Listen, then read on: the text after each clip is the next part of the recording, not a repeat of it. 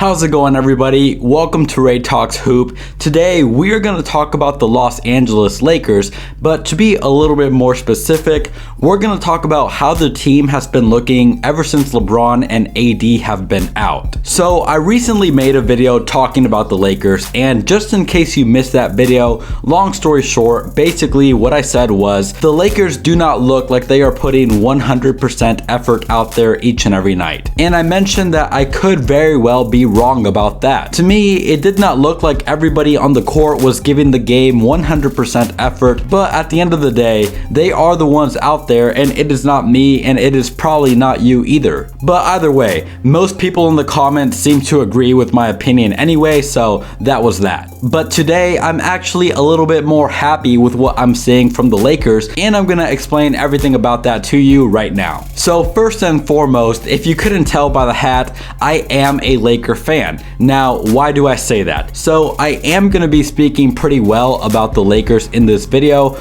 but one thing I want to make clear is even though I am happy that we won the last two games, even though we didn't have LeBron or Anthony Davis, I do recognize that those wins were against the Cavaliers and the Magic. It would be a different story if we were beating the Clippers, the Nets, or any of those teams without LeBron or AD, then I would really be happy. So even though I am a little bit happy that we won our last two games, I'm not gonna act like the Lakers are doing something incredible by beating the Cavaliers and the Magic. But I will add, even though I just said that the Cavaliers and the Magic are not teams that we should be celebrating a victory over, I gotta hand it to the Magic. Yesterday they did play a very good game, and we only won by a couple of points. So good job to them. They did what they had to do. Well, kind of. I mean, their job is to win basketball games. But I will mention they played a good game, so props goes out to them. Now, the first player I want to talk about is Andre Drummond, the guy that the Lakers just recently signed. One of the reasons why I am so happy to have Andre Drummond is because, in my opinion,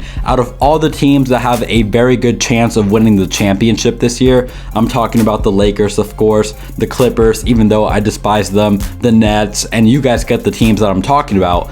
Out of all those teams, I think the Lakers have the weakest center position. We do have Anthony Davis at the 4, but the fact of the matter is, having Anthony Davis at the 4 and Marc Gasol starting at the 5 does not give me too much confidence in our front court. Now that the Lakers don't have Dwight Howard or JaVale McGee, we were relying very heavily on Anthony Davis for a lot of things that one player should not be having that much control over. Anthony Davis is by far the best big man defender the Lakers have, and he is also the team's best rebounder. So not having him these past couple of games really goes to show how impactful Anthony Davis is on the basketball court. And if the Lakers were able to figure out a way to sign a center or maybe even another power forward who can play the center to just kind of help out with getting rebounds and playing defense down low, that would have been very good for the Lakers. And fortunately, they found a way, and that was, of course, by signing Andre Drummond. And to be fair,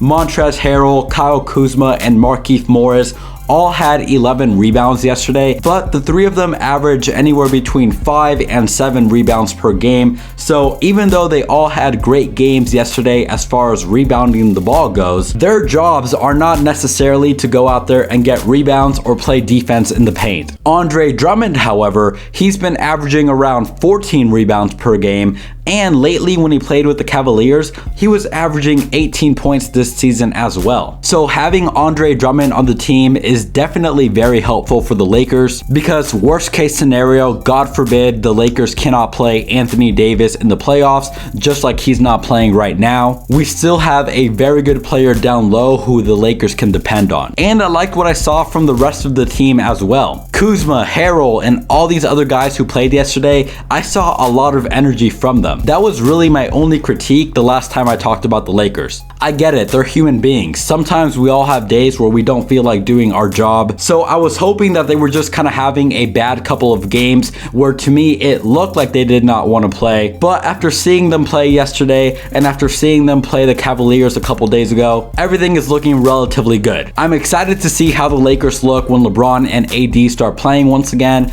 especially when Andre Drummond steps onto the court. I think this was a phenomenal addition, even though the Nets are continuously getting better every single week. I wish they hadn't signed all those players, but it'll make the victory that much sweeter when my Lakers go back-to-back and win the championship this year in 2021. Anyway, if you made it all the way to the end of the video, please go ahead and give it a thumbs up. It really helps out the channel a lot, and hit that subscribe button down below. Thank you all so much for watching. I'll see you guys tomorrow. I am out of here.